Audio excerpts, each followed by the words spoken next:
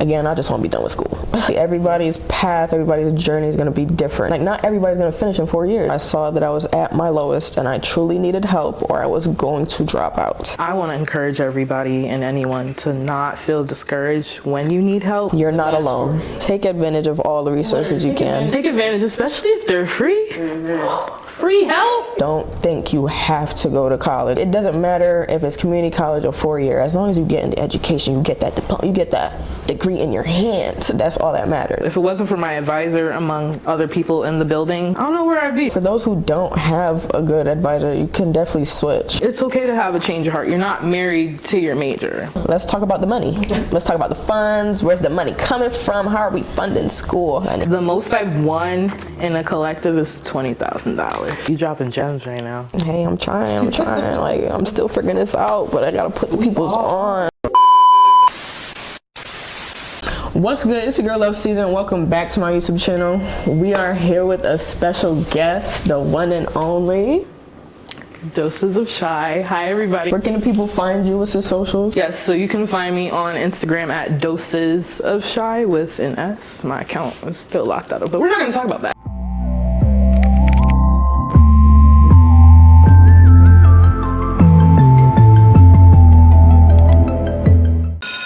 We have something very special planned for you all today, a very necessary conversation, especially for my young people. How is it being a first generation college student? It's a little bit overwhelming. It's like a lot being thrown at you, and I see myself as like a first generation everything. First generation American, first generation college student, first generation trauma breaker, because this stuff be getting real, y'all. It's an interesting place to be in, but I've been, embracing it more and, expressing gratitude. I'm not really first gen. I have my mom and brother who went to college. My mom is still attending college to this day. Congrats to her. Definitely. Still doing her thing, as she should. We got this. We're gonna set the stone. No, for real. We're making our own blueprint, so follow it. How do you feel about having little to no, if not family guidance and like support regarding schooling or whatever the case may be? My family is definitely there if I need it. I have my mom and my brother. They really push me with school. They are big on school. I feel like I definitely do have the support from them. I can say that, but I more so don't have the support in what I actually want to do. Like, I actually want to do this right here. I want to do the content creating full time. Literally full time. Yeah, I'm not getting that same love and attention when it comes to that yet. Maybe I just need to open up to them more. How about you? How is it for you? Mixed emotions. I would say immediate family, it's like touch and go, but like my cousins, my friends, my nieces and stuff, like my nuclear family, I definitely have the support, so shout out to y'all. Once again, like being first generation, everything, like having to navigate stuff for the first time ever, no help, little to no help, or you gotta like go to school or ask a counselor for things. It could be quite the ride to navigate, so I'm grateful for the support that I do have. Finishing college in 4 years. Oof. We gotta get rid of that idea. Just throw it away, because I'm tired of hearing it. It's so stereotypical. It's just not like that for everybody. Everybody's path, everybody's journey is gonna be different. Not everybody's gonna finish in 4 years. It could take them 6 years, take a break, come back in 10, 20 years. Like, it's on your own timing. You really just don't let that get to your head. Don't think you have to go to college and you have to finish in 4 years. It's not gonna happen. I'm here to say that. This is my 5th year being in school. About to finish, but I don't know. There's a lot of pressure when your parents, it's like they want you, I don't know. I feel like my mom didn't finish within the 4 year range, so she's trying to push that on me. So she was hard on me taking another year to do school. I'm just trying to tell her, like, no, this is life. Like, life be life. Life is lifing. Like, there's a lot going on with you. Like, I needed a break. I really didn't want to do this, but we here, about to finish it off. As long as you get that degree. Literally. That's all that matters at the end of the day. I just feel like people put a age range or like an age period on like, getting an education, and it shouldn't be like that. People should see themselves as like lifetime learners, and as I said before, like life really do be life, and things happen, things change. You might, I don't know, whatever the case may be, but like for some people 4 years is very realistic. Yeah. Others, it might take 6, it might take 5. You might be in an accelerated master's program, that 3+1, but whatever the case is. But I feel like it definitely depends on like your major, depends on your life and what you're doing behind the scenes besides school. Like, it's a lot that goes into when you're gonna finish. So Love, what was your journey like thus far in college? Freshman year was my favorite. I started off during COVID, so we were on campus. 2019 or 2020? 2020. We were on campus, had to wear our masks, had to do the social distancing. Most of our classes were online. There weren't any in person, or if there was, we had to wear masks, couldn't sit too close to anybody, had to watch out for who's coughing, who's hey.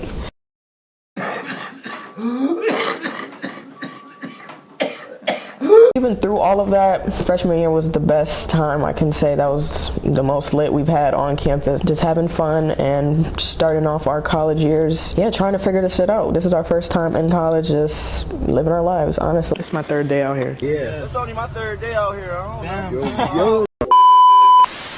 Classes was getting harder. Life was hitting. A lot of shit was life was hitting, and it was hard for me to keep up academically. I was starting to fall off, starting not to do my assignments, starting not to go to classes, really starting to slack off, and it just came a point where I literally stopped going to any of my classes. I would just be in my dorm, just chilling, which I shouldn't have done. I know I wasted time. I could have gotten those credits. That definitely did slow me down. That's why I am in school for this 5th year. But hey, senior year, we here. I'm ready to get out of here. We did it. I'm at the finishing line. Just gotta get my foot over through the door. But yeah, we're here.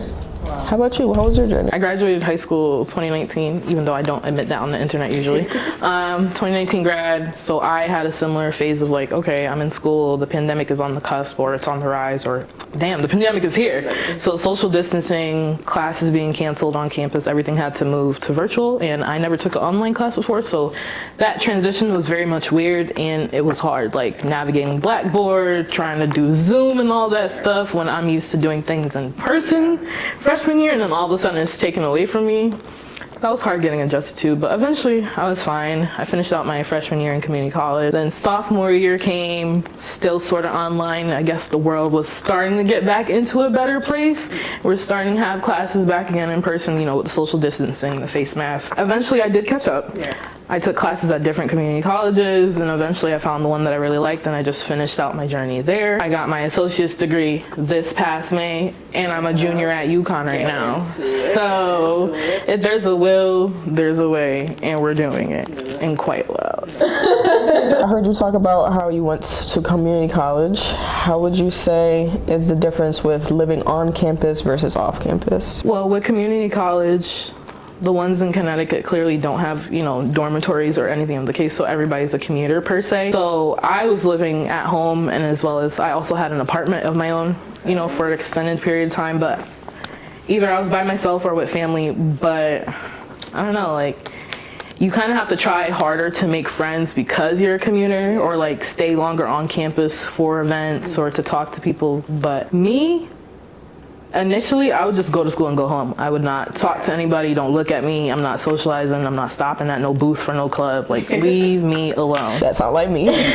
And then eventually, like, I started to feel lonely, and that wasn't working for me anymore. So I started to get more into like my social bag and like talk to people and stuff. But it definitely took some time because it is draining, especially after a class.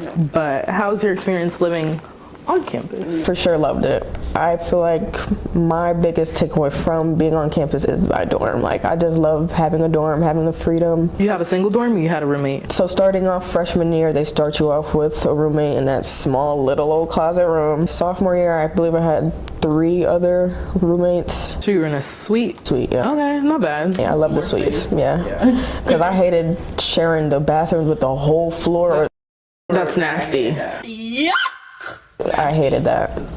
And it'd be too tight. No, I needed my own space. I couldn't do it. From the flip of being on campus to now being off campus, it's definitely harder, I feel like, because now I have to pay attention to when my assignments are due, when events are popping out, when I should come to campus and see what's going on. So I know we were just speaking about living on campus versus on campus, but can you tell me about, you know, your 4-year experience? I love the comparisons we're having right now. The resources are there. I can definitely say that. Any type of help is there. I would say big shouts out to my advisor. If it wasn't for my advisor, I don't know if I'd still be in school. I hate the thing on how we're trying to make it look like community college is this bad thing. Like, it doesn't matter if it's community college or 4-year. As long as you get into education, you get that diploma, you get that degree in your hand. So that's all that matters. Well, to piggyback off of what you said, I definitely feel as though there's still like, I don't want to call it stigma, but for lack of better terms, stigma around community college. Like, and I really don't understand why, because starting from class of 2020 on for the state of Connecticut, students go to community college for free. So them 2 years you spend at UConn, UHart, wherever, you could do it at Capel, Manchester as Nuntuck for free. Literally. Save them 15 racks or something else. But hey, I think people are moving towards, you know, a more positive outlook on community college, and that's definitely good. But similar to you, I had a really great advisor, and unfortunately some people don't. Like, they hate their advisor, or, you know, they don't do enough, or they're very lazy with it. But that's not the case for either of us, so shout out to our advisors for real. And, you know, pointing me to resources, helping me with things, helping me advocate, you know. So if it wasn't for my advisor among other people in the building, I don't know where I'd be, because like sometimes your advisor would give you that push that you need, or like that reminder, or like, hey, what you doing? You fucking up. Your grade's slipping. Get it together. For those who don't have a good advisor, you can definitely switch. Yes, you can. You're not stuck with your advisor. That's what I had to do. I started off with an advisor who wouldn't talk to me. Like, I had to reach out to him to get the resource or to get whatever help I needed. Why aren't you checking up on me? I'm on my last straw. What's up? Right. Where are you? Well, I'm glad you changed. Yeah, had to, because I needed the help. Now, let's get into choosing a major. How was that for you? I think it was easy because I had, well, initially my first major was biochemistry. So, you know, STEM and all that. But I had some change of hearts. I had some epiphanies over time. So, like, I appreciate, you know, studying calculus and biology and statistics, but, like, business is where it's at. Forever and always. Yes, so my degree is in business. I love that. My associates. And then at UConn, my bachelor's will be in political science. So I just feel like merging them two together, they just mesh so well. But I will forever be, you know, a STEM advocate, because we need math, science, the arts, STEAM, all that. But it was a nice change. How about you? Girl, I was all over the place. And that's okay. Like, you could change your mind. Like, we're 18, 19-year-olds in college. It's okay to have a change of heart. You're not married to your major. I started off, I've always enjoyed math. So I thought, hey. Oh, bless you. Going to finance. Okay. Going to finance, girl, I'm not even good with my own finance. How I think, you know, it just wasn't going to work out. So I then switched to psychology. I love that. I love mental health. I'm all for it. It was good. It started off good until I reached this one class that had me stuck. Behavioral science and statistics. Listen, why are we mixing psychology and math? I get it, you know, like, actually, like, I get it now, but I done failed that class a good 3-4 times. After I done that, I was like, you know, I gotta switch. And that was also during the time when I realized school is just not for me. And that's when I found my advisor, and we got to talking, and she helped me out. She was like, hey, you can just switch to gen ed. Do general studies. You can pick whatever concentration you want, whatever interests you. I feel better doing that. I've been able to take whatever classes I like, any electives that I actually enjoy, instead of me sitting in the class and not even knowing what's going on. What are you saying to me? Yeah, I love being a general studies major, but it's also, I get in my head about it, because it's like, I'm graduating being general studies. Like, I don't have a set thing that I'm graduating with, but okay, and you're okay with that? I'm not, like, I am, but I'm not. Like, I don't know. I just feel like I'm gonna be judged. Like, imagine me pulling up to a job. I'm like, yeah, I got this degree in general studies. I mean, hey, you could do it all. I know, literally, I took classes in every subject. I literally can if I wanted to, but I just feel like they're gonna look at me and say I don't have the full experience. Is there something like that interests you that you would want to maybe change to? Content creation or business. I was thinking about business, because I do want to have my own business. Or communications, journalism. Communications, I thought about that too. Mm-hmm. Again, I just want to be done with school. I feel like later, down in the road, I might go back to school just to get my master's in probably like psychology, social work, or business communications. We'll see where I'm feeling during that time, but for right now, content creation is my thing. just want to get school out the way so I can focus on that. I kind of see you as like a psych sociology, just like how you interact with people. Like I see you as a people person, so it's like, you know, when I'm not shy, when I'm ready. Yeah, that part. Let's talk about the money. Let's talk about the funds. Where's the money coming from? How are we funding school? And cut that check. I feel like you should talk about this. You successful in this. You put me on. What you did with the scholarships, you got them all, girl. I swear to God, I had to like create a formula, because originally starting out as a freshman and stuff, navigating like the FAFSA, subsidized loans, unsubsidized, what I'm going to take out or not, or like a Parent Plus loan, it was all confusing. So I definitely used the resources at my school, because it was very daunting, to be honest. I don't know what I was looking at the time. I'm like, what is all this legal jargon? But eventually, you know, I got the FAFSA down pat. Had to get, you know, parents' taxes and stuff. Had to submit my taxes. Then you get that magical number. And, you know, and that Pell Grant, if you're Pell Grant eligible, and, you know, it's up and stuck from there, because that's the government's money. Yes, ma'am. Regarding scholarships, I feel as though I really, you know, honed in on it and like refined, you know, my essay work, letters of recommendation, figuring out what scholarships I can, you know, apply for and what applies to me specifically based on like my demographics, my major, who I am, what I do in the community. And once I realized that and like I found out and, you know, everything aligned, it's been amazing. Like the most I've won in a collective is $20,000. Clap it up, y'all. Clap it up, clap it up, clap it up. Did you hear that? Yes, $20,000 in a semester, and most of it went to my aid towards school. They put it for like fall semester, then spring, and then when that refund check hit, that's the best time of the year. I bought a MacBook, I bought a pair of Beats, Invest. I bought an iPad, and I bought, what else did I get? An Apple Watch. And I still had money left over. And financial aid, like the director literally sat me down. She was like, I don't know how you did this, but you deserve a round of applause. And you're a community college student. Like you usually see that like 4 years, but it's possible in community college. So just got to figure out how to navigate it. For me, I mostly pulled out loans. Unfortunately, my parents didn't. They weren't able to, you know, save up the money for me. Relatable. Same. We had to do the Parent Plus loans. That really helped me out. I've tried the scholarships. I've tried it, and I never had luck. Like, people telling me, you know, just sign up, just sign up. They're accepting anybody. They're accepting black people. They're accepting ones that are like contests with like 1 million people, because like the smaller the scholarship vicinity wise, like the better. Like, put me on. I didn't know that. No, I just did them through my school, and like, yeah, if they say, if you're a black student, sign up for this scholarship. If you're a lesbian, if you're in the LGBTQ community, sign up for this scholarship. That's what, you know. But no luck. No luck, ever. Nah, that's not okay. Yeah, no. Somebody else getting the money when you're supposed to be getting it. I don't like that. We're gonna talk after this. How did you advocate for yourself at school? You know, you're away from home, even though you're still in the same state. How did you go about that? Reaching out to my advisor.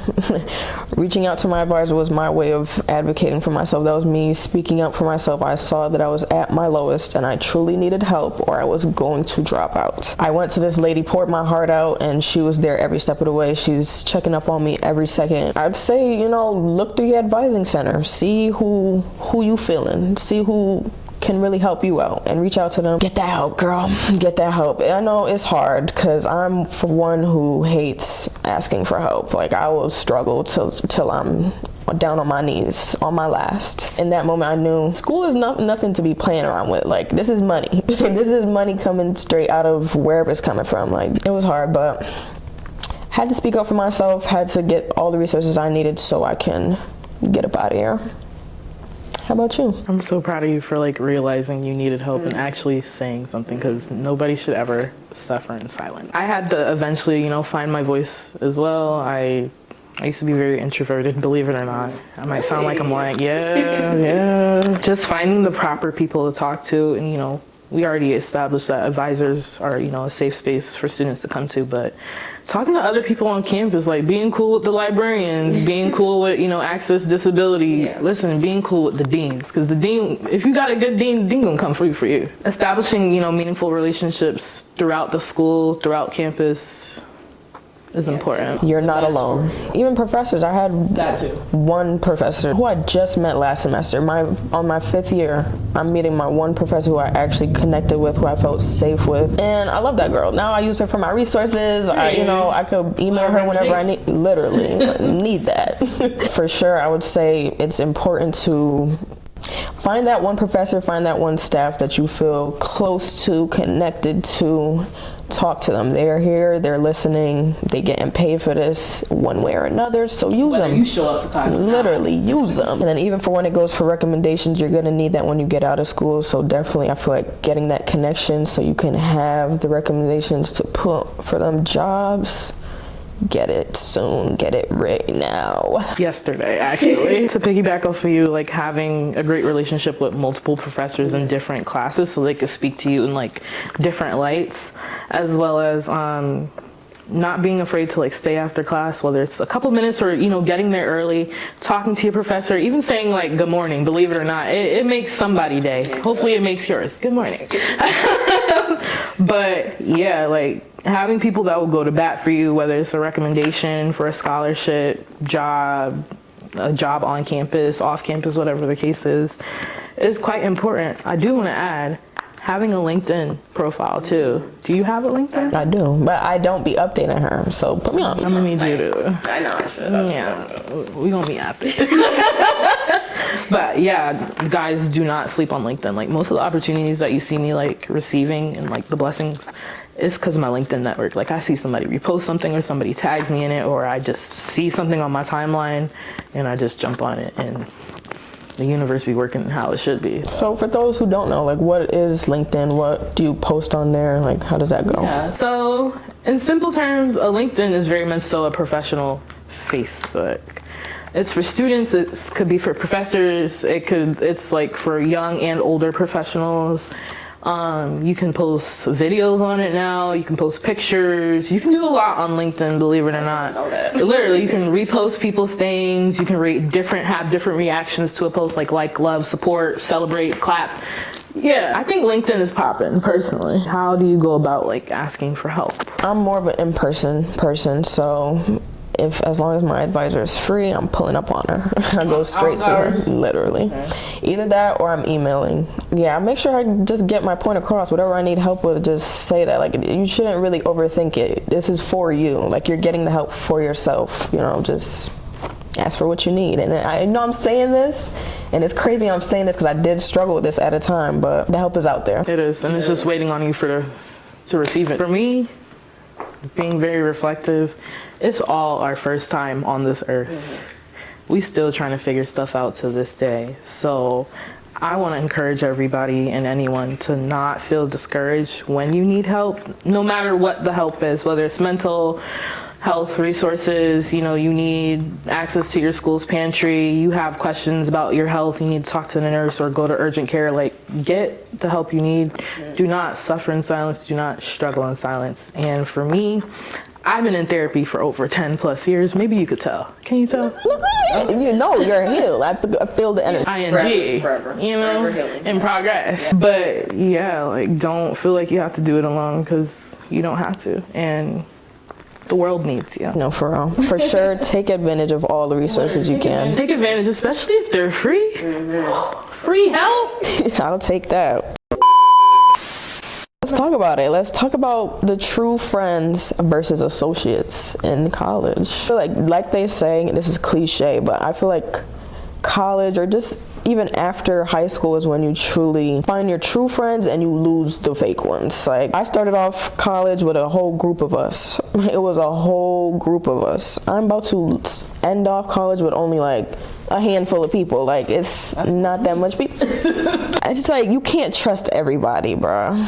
You can't trust everybody. College is the time when you really gonna see people's true colors and who's really there for you, who's really on your side. I don't know, I'm still figuring that out on knowing who is my true friends and who's just an associate. You gotta see people for what they are and take them for what they say and do at face value. So if this is how you're presenting yourself to me right now, and it's in a manner that I don't like, because what are we doing? Like, we're actually wasting time. So that stuff be freaking me out, because it's like, what is your true intention? Is it to help, to harm, to hurt? Like, I feel like truly college was my time when I figured out that there's true people and there's the fake people. Like, people who just using you literally for the rides. Hey, I used to be the DD all college. I just felt like people was really using me. Like, where's the friendship? Where's Where's the real in this? Yeah, no. I'm the type to ghost if I feel the energy shift. Yeah, I could definitely relate. Honestly, I don't talk to anybody from high school at all, period. I mean, during the pandemic, yes, but now in my full grown body, I don't talk to nobody from high school. Everybody went their own direction, and I wish everybody well, but God put me first. And along the way, I made new friends, better friends. Some people dropped off, other people are still here, and I'm very grateful, but I definitely think, you know, wisdom and discernment and really watching how people move, you're gonna know who's for you versus who's not. Trust your intuition. Once you feel that, once you feel that shift, once you feel that weird energy, it's time to go. cut it off. Run, actually. On a more positive note, Love, if you worked during school, how did you balance work and school? Let's talk about that. Girl, oh my gosh. So for sure, I started off, I'll say my sophomore years when I brought my car onto campus, so that brought the bills. I had to get a job so I could pay those bills. Did you have to pay for parking? No, parking's free unless you park in the wrong spot. You gotta pay for the parking ticket, which I hated. I hate that that's a thing. In the wrong spot. Listen, there be limited spots for the people who live on campus. I hate that too. But, you know, balancing work and school was hard. I had to figure out a schedule for me to where I can fit in time for school and I can fit in time for work. So for me, I thought it would be best for me to work overnights. So for a majority of college, I was working overnights and had my classes right in the morning. So I'm getting off at 7 a.m., got class right in the next hour, or right in the next couple of hours. Listen, get to sleep in when you can. I'm a list person. Write down all those assignments. Make sure you on top of all of them. My work schedule and my calendar, so I could stay on top of that too. Okay, I definitely like those tools. You know, Google Calendar is my best friend, and personally for me, if I don't write it down, Don't forget it. I'm gonna forget it, and it's not going to happen. That's how I operate. So I try to do my best to like write a list. I got sticky notes. I got notebooks. I got my phone notification app. iPad, so there's multiple dings going like, oh, you gotta do this, oh, you gotta do that. Okay. And then it just feels good to check it off the list. That's the best feeling. Like, yeah, I got that done. I'm doing better with my procrastination. Girl. I have to admit it. I'm that. doing better. I love that. I'm in a better spot. Because it is hard. You pushing assignments off till it's the last hour, and you sitting there writing up that. It's 11:50 and I'm citing the essay still. Like, what's going on? One thing I got onto was creating a Google Sheets and having that to where I can track all my assignments and I can check off what I got done and what I still need to do, what's coming up next. Just plan ahead. I feel like that's what helped me with balancing. And it's working, obviously, because senior season, hello? We almost done. We're almost done. Similar to you, there was a period of time for my college career, I was also working third shift. Really? I was doing homework on the clock. I don't care. Using the company computer. They said I could use it. I'm gonna use it. Get that assignment done. What? Get it how you live it. Literally. So, yeah, but honestly, like working third shift and having to go to class, you know, whether a couple hours after or like 2 hours after, I felt like a zombie. Yeah, it's hard. I was falling asleep in class. So I had to rely heavily on caffeine. I was down bad on caffeine. Like my people could tell you, like I used to take like a Red Bull, then drink coffee after. Or like 2 Red Bulls, 2 Monsters. I was very jittery. That was a crazy time in life, but we made Dean's List that semester. So, you know. I love that. You did it. You did it. That's all that matters. But it is hard, but it's doable. So as long as you can find what works for you, make your money, go to class after. Get that sleep in, because that's one thing I could say. I was losing out on a lot of sleep, balancing both work and school. I didn't have time to sleep. I'm only getting a couple hours in. Set aside time to get some rest in, even a quick nap. So how did you deal with burning out? Burnout is real, and crashing out is very real. And I am a victim of both. Literally. No, me too.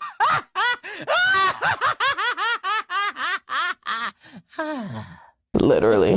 No, me too. Me too, girl. Me too. Trust. So I definitely had to get it under control because it was looking like a downward spiral. And we don't have time for that. So, you know, definitely checking in with myself, speaking to my therapist, speaking to my psychiatrist, checking in with my loved ones, getting out the house, trying to incentivize, you know, school, like, you know, rewarding myself with a treat definitely helps. But I would say, like, with burnout, for me personally, I had to like eliminate things off my plate, whether I'll do it later, I'll do it somewhere down the line, but I just need to focus on like my essentials right now, and everything else is noise in the background that's getting canceled out. So locking in, focusing, putting myself first, and like eliminating things that were extraneous in the moment, because I'm telling you, crashing out is not fun. I tapped into my mental health. I was like, I gotta find what helps me, what picks me back up. So I got into journaling. Wow, Listen, dedicated. Hey, talk to yourself. You listen, talk to you. Only you know you. Talk to yourself. Yeah, no. Talking to myself and setting aside breaks. I need time to myself. Like balancing work, school, social life, it's a lot. Balance some time to yourself too. Like put some time aside for you. It was hard though. I definitely had my crash out times during the semester. Like it wasn't easy. Assignment after assignment, got work in a couple hours, midterm exam, presentation. Leave me alone. Leave me alone. I was really losing it. But I feel like for sure just getting back to what I love, like still taking the time to do other things that I love, like going on a walk, hanging out with friends, creating content. That's my thing. But yeah, my biggest thing was definitely journaling. That has helped me to just let all my emotions out, express what I was going through in the time, and just taking the time to really get to know myself and what I need so I can succeed and move forward here. Pouring back into yourself, filling your cup first before you fill anybody else's. Yeah, I can't stay in that route. I stay in that route, I'm gonna be bed rotting, like I won't move. Bed rotting, doom scrolling. Oh my gosh, that was terrible. Hours just sitting in the bed.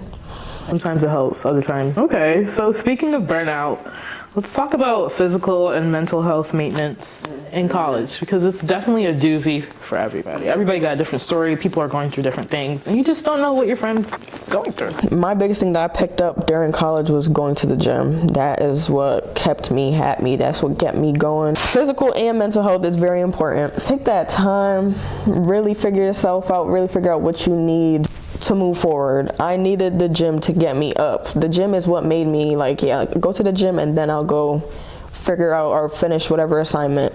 The gym is what got me up. And it really is my safe space. I feel like the gym is my therapist until I get a therapist. It's my time to lock in and focus on me for real. I would say for me, like physical and mental health in college is definitely important, but there have been times when there's been some highs, some lows, some dips. You know, going to class dehydrated, hungry. I'm taking an exam and my stomach is just rumbling and it's dead silent in the class and you just hear my shit grumbling. No, that's the worst. Everybody knows it's you, but in the case it's me. So like feeding your soul, feeding your brain, don't go to class hungry, because that's going to be the only thing you focus on is your stomach. So how can you focus on academics when you want to be a big bag? You feel me? You know? So yeah, checking in with my PCP, going to like doctor appointments, esthetician, just self-care, maintenance overall, and you know, keeping up with, you know, my actual therapist, my psychiatrist, and just pouring back into myself is how I tried to manage it. But as I said before, there were some times when it just spiraled, and after it spiraled, I just gathered myself back together. So let's talk about discipline and dedication. For me, it got better over time, you know, aging like fine wine over time. You know what I mean? Like better with age, literally. Would always view myself as serious about school, but it's like, all right, if I'm truly serious about school, why am I waiting until the 11th hour to submit something when I had it for 2 weeks? So what was I doing in that period of 2 weeks when I didn't prioritize getting like this assignment done?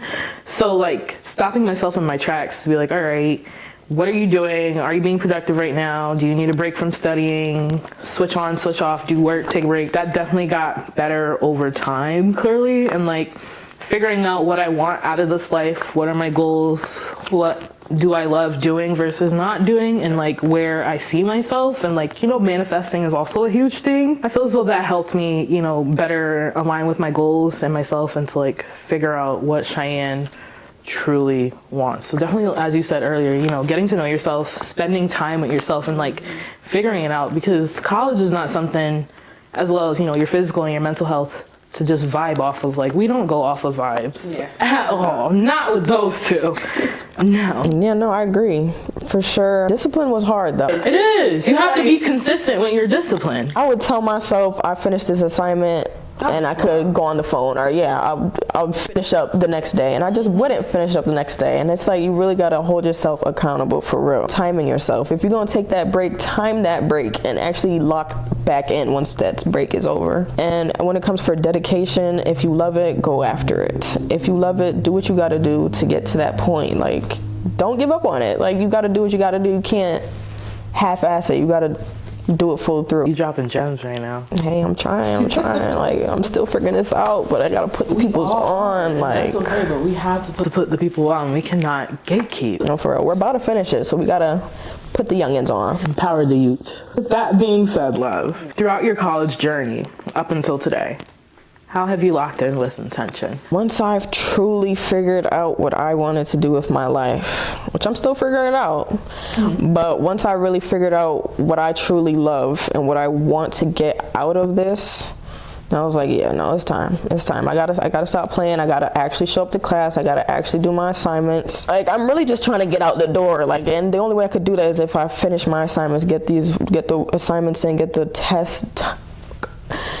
It was killing me, but just for real, lock in. Like, locking in. Like, there's no time for games no more. Like, yeah, cool, you could play around freshman year, but once sophomore, junior year hit, like, it's really game time. Like, it's no time to be playing around. Getting the talks from family, getting the talks from friends, hearing their journeys and stuff, it really pushed me, like, it's time to stop playing. Like, we're an adult now. It's time. It's time. How about you? How did you lock in? Well, first of all, there's no time to dilly-dally. Not anymore, at least. No. Times is getting serious. But similar to you, just figuring out what I want in life, what I want to do, I also would say, like, once I realized there's another way to live life, like, based on, you know, my upbringing and, like, some of the situations I was in or I was put in, I'm like, I don't have to live like this. I don't have to accept this. There's another way to live, and there's a better way to live. So once I figured that out to the Da Vinci Code, it was up and stuck from there. So it's like, I have a higher caliber and a higher sense of being relating to what I want out of life and what I want to do, because ain't nobody else doing it but me. So it's like, I might as well figure it out and do it well, and, like, not have to, like, settle. Or if I'm feeling dissatisfied, I know I can get better. I know I can do better. So I would say, ultimately, not being complacent. Like, it's okay getting uncomfortable to be comfortable. Add on to that, I'd say just also looking at my parents. My parents, Yes. they complain about work. They complain about how they don't like what they do. I don't want to be that way.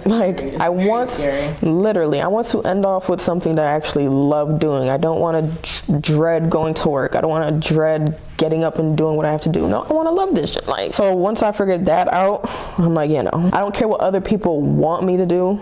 I'm gonna do what I want to do. Like, this is my life. I'm going to lock in with myself and do what I have to do. So I'm happy. Like, that's all that matters to me. Yeah, you can't live for other people. You gotta live for yourself first and foremost. So do you have any ending notes? Anything you want to share with the class? Any motivational tips for the kids? Like, anything? Yes. Face your goals. Figure out what you want in life. Don't listen to other people, especially if they have not gone through what you're going through, or, you know, have something that you want eventually. So, like, perfect example. If you want to become a doctor, why are you hanging out with Pookie and them on the corner? It's not making sense. You need to get yourself a mentor. You need to connect with people. You need to be in spaces where other people who have done the same thing as you are already successful in. Because think about it like this. You hang around 7 millionaires, you're going to be the 8th. Of course. Get into that. Did you hear that? No, I like that. I like that. That's true. But what do you have to say to the kids? Don't listen to other people. This is your journey. The projectors, the narcissists. None of that. Block all of that out. Lock in with yourself. Figure out what you want. And go after it, bro. Don't let anybody try and dim your light. Don't let anybody try and no. This is all about you. Please choose you. Put yourself first, and get the job done.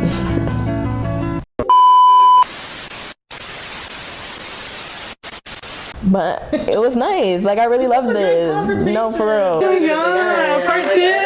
Like, stop. But for real, if you guys enjoyed, please flash that like button, subscribe, comment down below. Yes, thank you guys so much for watching.